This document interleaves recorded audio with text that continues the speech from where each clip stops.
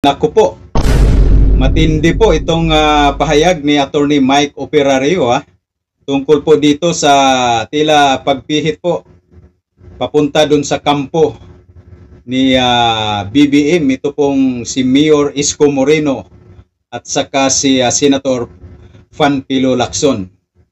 Hindi kaya ito po ay may kaugnayan doon sa pagpatigil po sa investigasyon ng Blue Ribbon Committee na kung saan po ay ito ay papunta na ng Malacanang ang naturang investigasyon.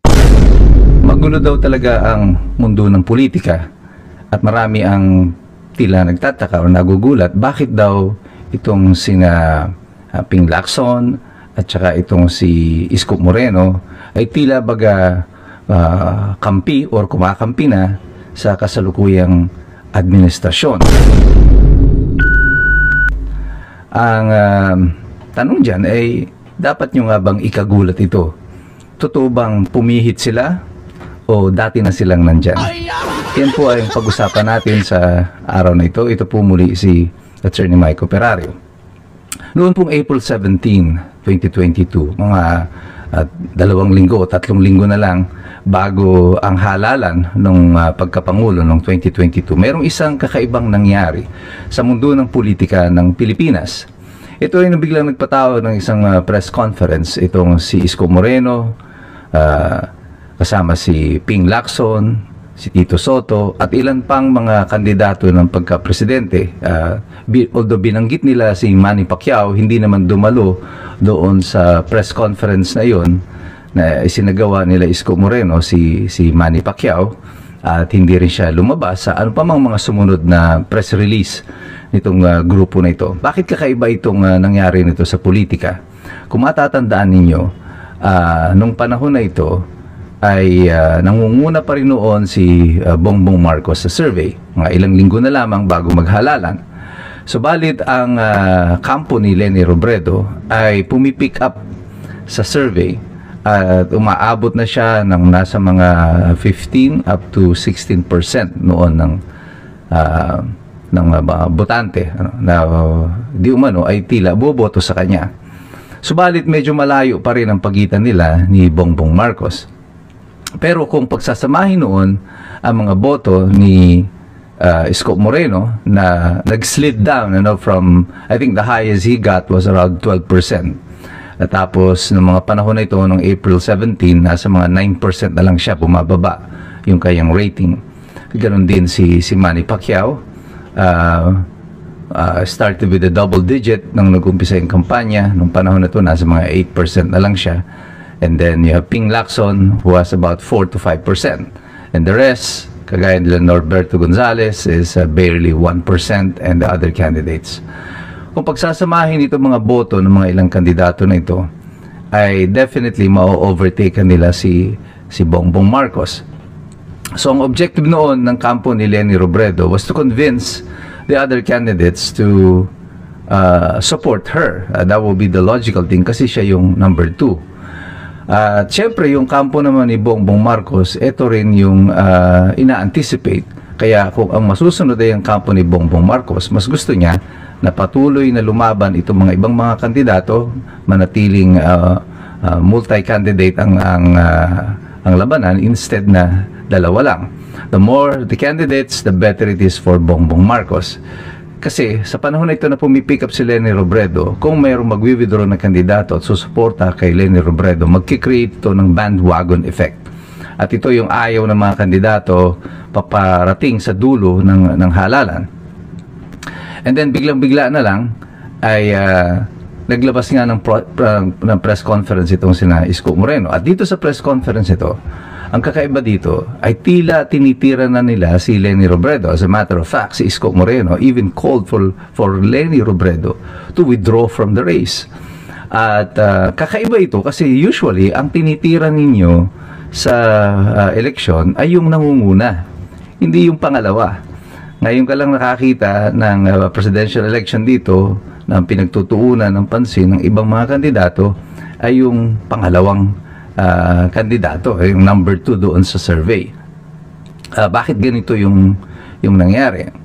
Well, sa politika walang libre.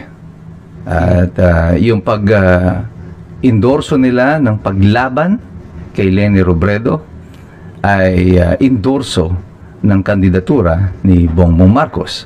So kung ikaw din mismo ay kandidato bilang presidente, bakit tila parang iniendorso mo yung kandidatura ni Bongbong Marcos? Who benefits kung babanatan nila si Leni Robredo? Well, Bongbong Marcos.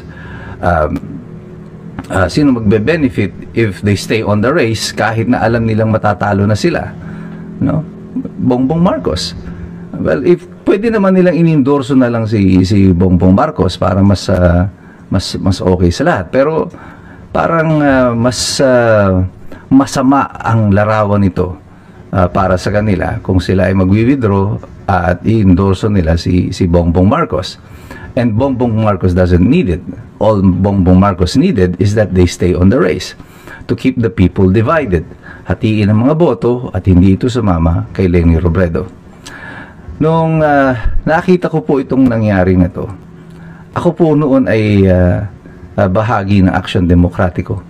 Isa po ako sa mga orihinal na mga miyembro ng Aksyon Demokratiko na binuo nung panahon ni Senator Rocco. Pero nung nakita ko itong nangyayari nito, alam ko na may nangyaring hindi maganda. And that's why I decided and our group decided na hindi namin iboto si Isko Moreno. At sa totoo, ang binoto ko talaga noon, sinabi ko naman na nito noon, ay si Leni Robredo. At even yung kampo namin noon, ng mga ibang mga kasamahan ko, ay bumoto rin kay Leni Robredo. Ako noon, I was convinced that, kagaya na sinabi ko, walang libre sa politika. Hindi gagalaw ang mga politiko ng ganitong endorsement ng kandidato or discredit one candidate nang sama-sama sila ng walang pakinabang dito. Merong nakinabang dito. Malamang. At kayo na magsabi kung sino yung mga nakinabang na yan. Sa kasalukuyang larawan ng politika, kung babalikan nyo yung nangyari noong April 17, 2022, maintindihan ninyo na hindi nagsipagbago ang posisyon ng mga kandidato nito. They have always been there. Even Isko Moreno. Isko Moreno, I think, and I will discuss this in separate blog, yung karanasan namin kung bakit din kami nagdesisyon noon na hindi nilang iboto si Isko Moreno. I think Isko Moreno is just for Isko Moreno. Kung anong mabuti para kay Isko, doon siya. Hindi yun tungkol doon sa partido, hindi ito tungkol doon sa prinsipyo yung kanilang pinaninindigan. At nung nakausap ko siyang personal noon, nung presidential election, nung dumalaw sila dito sa Mariveles, and totoo, nabuo yung aking sapantaha na totoo nga ang aking iniisip na this campaign is not about Aksyon Demokratiko. This is about Isko Moreno. Hindi ito tungkol doon sa mga prinsipyong pinanindigan noon ni Senator Raul Rocco. At sa kasalukuyan, nakikita natin na parang yung tila daw pagpihit ni Isko Moreno, well, papunta sa administrasyon. Well, sabi ko nga sa inyo, walang libre sa politika. There is no such thing as a free ride in politics. Pero dahil tayong lahat naman ay napapansin natin ito, hindi na tayo tanga tungkol dito sa mga sitwasyon na nakagaya nito. You know exactly what's going on. Alam ninyo kung paano na ang galawan ng politika dito sa Pilipinas. Si Ping Lacson, well, in 2022 up to 2025, napansin ninyo yung siya na mismo nagdeklara nito sa kanyang sariling SALN. Well, kasalanan nila to kasi silang kikipaglaban di umano para i-reveal yung mga SALN. So na-reveal yung kanyang SALN. And from 2022 to 2025, mapansin ninyo na ang dineklara niya ay tumaas ng 200 million yung kanyang net worth. In 3 years, kumita ka ng 200 million. Ang sabi niya, galing daw ito doon sa kanyang kinita sa real estate. Well, sabi ko nga sa inyo, walang libre sa politika. Kayo na mag-isip.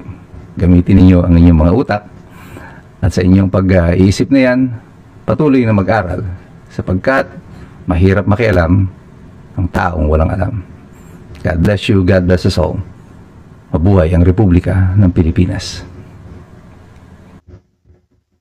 Ayan. Yan po yung kabuuan na pahayag ni Attorney Mike Operario.